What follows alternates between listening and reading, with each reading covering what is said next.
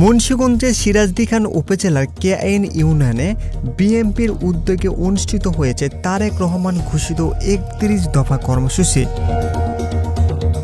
জনগণের মাঝে পৌঁছে দেওয়ার উঠান বৈঠক ও লিফলেট বিতরণ কর্মসূচি। এই কর্মসূচির আয়োজন করেন মুন্সিগঞ্জ ১ আসনের সাংগঠনিক দায়িত্বপ্রাপ্ত নেতা জনাব আলহাজ শেখ মোহাম্মদ আবদুল্লাহর পক্ষ থেকে স্থানীয় নেতৃবৃন্দ। অনুষ্ঠানে সভাপতিত্ব করেন জনাব মাহবুজ রহমান ফুলচান। প্রধান অতিথি হিসেবে উপস্থিত ছিলেন জনাব নাসিম খান এবং বিশেষ অতিথি হিসেবে ছিলেন জনাব আবুল খায়ের।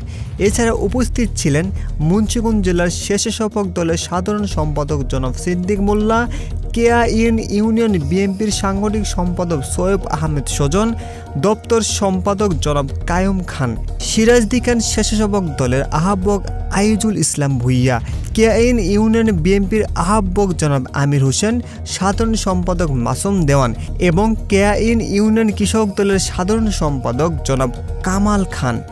বক্তারা বলেন, তারেক রহমানের ঘোষিত ৩১ দফা কর্মসূচি দেশের গণতন্ত্র পুনরুদ্ধার ও জনগণের অধিকারের প্রতিষ্ঠার জন্য গুরুত্বপূর্ণ পদক্ষেপ। তারা এই কর্মসূচি ঘরে ঘরে পৌঁছে দিতে সকল নেতা কর্মীদের একযোগে কাজ করার আহ্বান জানান।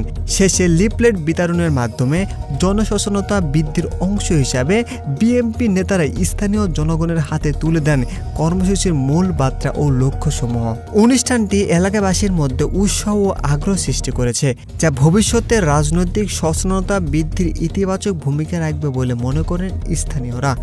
এমন আরও স্থানীয় ও জাতীয় রাজনৈতিক আপডেট পেতে সাবস্ক্রাইব করুন বিডিস নিউজ HD। চালু রাখুন নোটিফিকেশন বেল।